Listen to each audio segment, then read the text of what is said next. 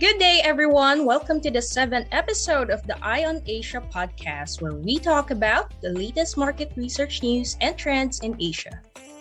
Happy seventh episode! We can't believe that we've been releasing our podcast for more than half the year already. Time sure flies fast.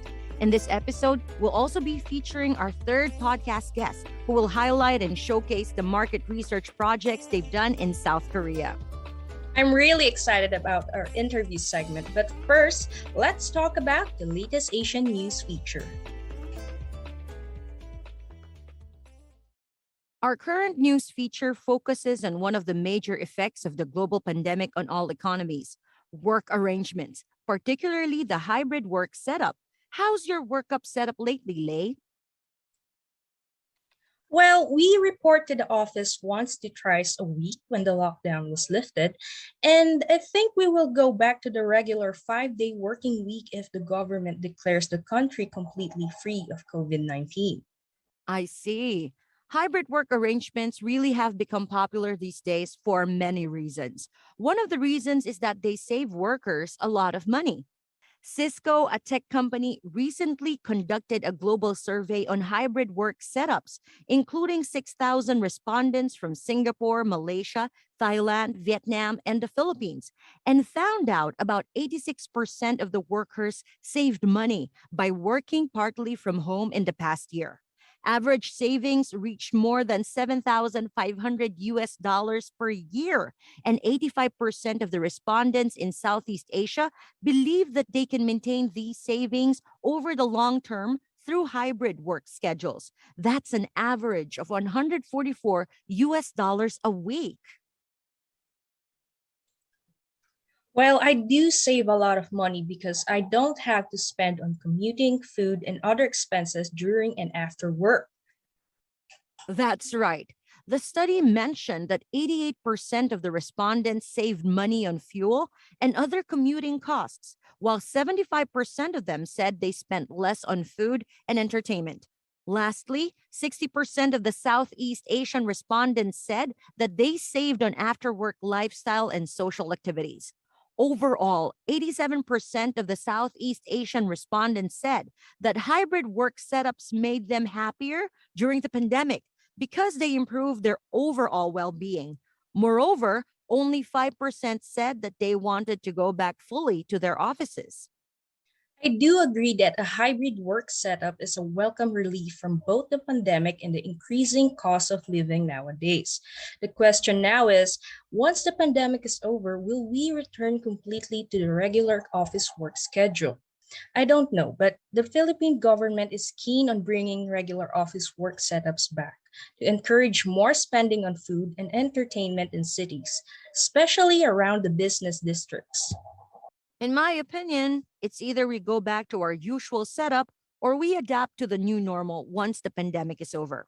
I understand that spending on food and shopping in malls is needed to boost food and retail businesses, but thankfully, we now have options to order our necessities online. We'd like to ask our listeners, would you like to go back to the regular 5-day work week, or should we stick to the current hybrid work setup? Which setup will be the most beneficial not only for the employees, but for employers, businesses, and the overall growth of the global economy? Feel free to comment on our social media. Eye on Asia Minute. Did you know that around 1 in 3 Singaporeans use cashless payments for shopping? Before the pandemic, cash was king in Asia, especially in Southeast Asia. But when safety protocols were implemented all around the world, businesses and consumers had to adopt cashless transactions. It's already gaining ground, and this type of transaction might even stick around even after the pandemic. So we asked our panelists in the Southeast Asian region if they do their shopping through cashless transactions or cash payments. Here are their answers. It looks like cash is still king for the region based on our respondents. 4 out of the 7 countries have more consumers who use cash as their payment when shopping.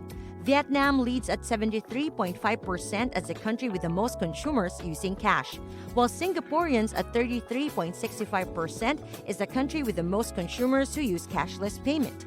Get to know more about people in Asia with dataSpring. We're now in the interview with a Springer segment, where we get to know a member of dataSpring and discuss their insights about market research in Asia. For this segment, we're pleased to have with us a member of dataSpring's Korea team. Let's welcome the third Springer to be interviewed in our new segment, GJ. Hello, everyone. I'm GJ. It's an honor to be here today in the podcast. Welcome to the Ion Asia podcast, GJ. We've heard about the great successes of the Korea team, and we'd like to know more about them. Could you please tell us more about yourself and your role within the team? Sure. First, I'm happy to be here. I'm Geunjin. My colleagues call me GJ. I have been working in dataSpring as a sales account manager for 10 years. I've managed numerous online projects and explored new accounts that need online panel support.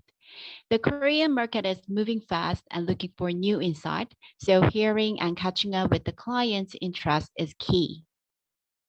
That's great to hear. So, what's a typical working day in dataSpring's Korea office? We manage an average of 100 to max 150 online projects a month, and we can cover scripting, providing panels, and data. We work flexibly depending on the request of the client. We start the day by checking project and mail pilot first. Understanding the client's demands and needs is quite important to get good quality result. So we follow up with the clients very closely. We are kind of multiplayers handling many roles. Aside from project management, we also do various sales actions approaching the client. We've also checked that dataSpring Korea's panel retention rate is higher than our competitors. Could you please tell us how the Korean panel is managed? Yes, of course. The Korea panel is a very valuable asset. The panel is also one of our clients, I believe. We really do care for our panel like a baby.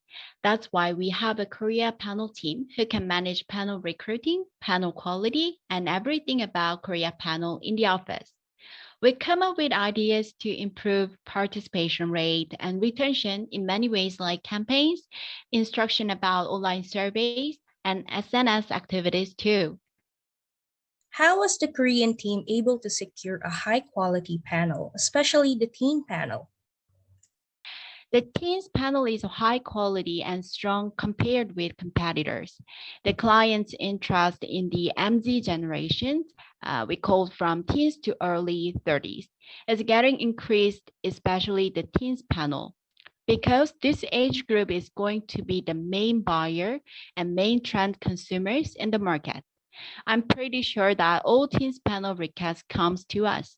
So we are very proud of young panel activity too. Knowing panel, understanding panel, and satisfying them is the reason that our clients keep collaborating with us, dataSpring Korea. Could you also share with us some of the recent tasks that the team has handled?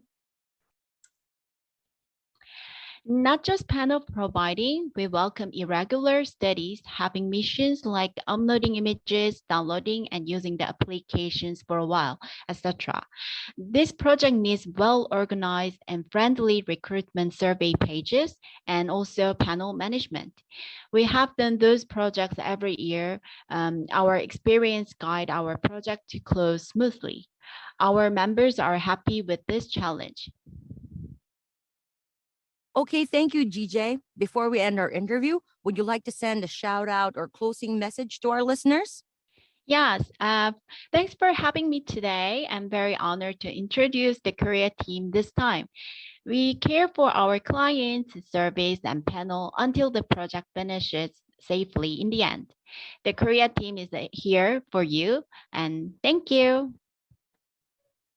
Thank you for joining us today, GJ. It's great to know more about the Korean team. For everyone interested in conducting market research projects in Korea, you can contact GJ to discuss your plans.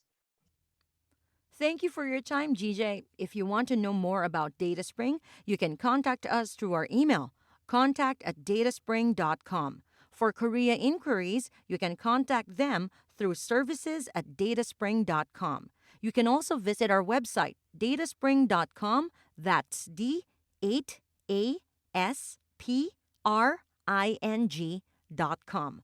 Our sales teams are available 24/7 to answer all your questions. You can also check out our social media for our latest updates. Just type in dataSpring in the search bars on LinkedIn, Facebook, and Twitter.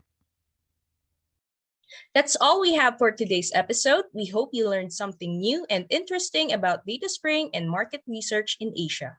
Keep posted for our next episode next month. Until next time, bye for now.